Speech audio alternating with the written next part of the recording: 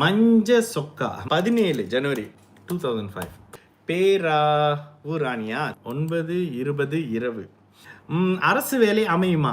5ஆம் வீட்டை சனி பார்த்தால் குழந்தை தாமதம் ஏற்படுமா? 5ஆம் வீட்டை சனி பார்த்தால் குழந்தை தாமதம் ஏற்படும் தான்.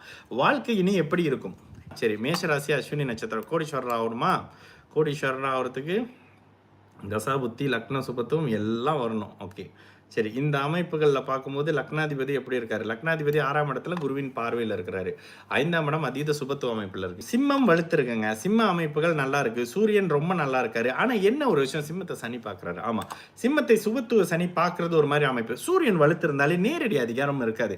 அரசு வேலை எந்த மாதிரியான வேலையை எதிர்பார்க்குறீங்க? 2/10 அமைப்போட குரு தான் இருக்கிறாரு. டீச்சிங் கோச்சிங் மாதிரியான அமைப்புகள் எதிர்பார்க்குறீங்களா?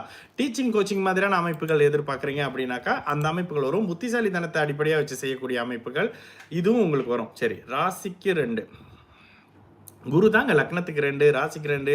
இந்த அமைப்புகள்லாம் ஒரு மாதிரி கொனைக்கில் வராரு. அப்போ இந்த அமைப்புகளில் டீச்சிங் கோச்சிங் மாதிரியான அமைப்பு, புத்திசாலித்தனத்தை அடிப்படையாக கொண்டு பண்ணக்கூடிய அமைப்பு, இதெல்லாம் அரசு சார்ந்த அமைப்புகளில் வரும். ஓகே, கூடுதலாக இப்போ என்ன நடக்குது, உங்களுக்கு நடந்துகிட்டு இருக்கிறது சுக்கிரதசை. சுக்கிரதசை ஒரு ஆதிபத்திய விசேஷம் இல்லாத சுக்கிரதசை.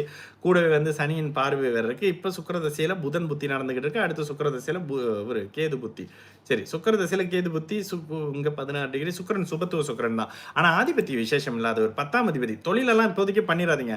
சுக்கிரதசை முடிஞ்சு சூரிய புத்தியில ஒரு மாதிரியான இடம் மாற்ற மாதிரியான விஷயம் வரும். அதாவது நீங்க சொன்ன அந்த ஊர் பேராருவானியா, அந்த இடத்தை விட்டு கொஞ்சம் தள்ளி போறக்கூடிய அமைப்பு. அதே நேரத்தில் 5ஆம் இடத்துல 2 சுபர் இருக்காருங்க. 5ஆம் இடத்துல 2 சுபர் இருக்கிறது உங்களுக்கு தாமத அமைப்புகளை குழந்தை. ஏன்னா 2 மாதிரியான விஷயம்னு சொல்லுவேன். இந்த இடத்துல 5ஆம் இடத்தை சனி பார்த்தாலும் 5ஆம் அதிபதி பரிவர்த்தனையா இருக்கிறாரு. இந்த அமைப்பை நோட் பண்ணுவீங்க. இந்த அமைப்புகளில் கண்டிப்பாக குழந்தை அமைப்பு இருக்குங்க.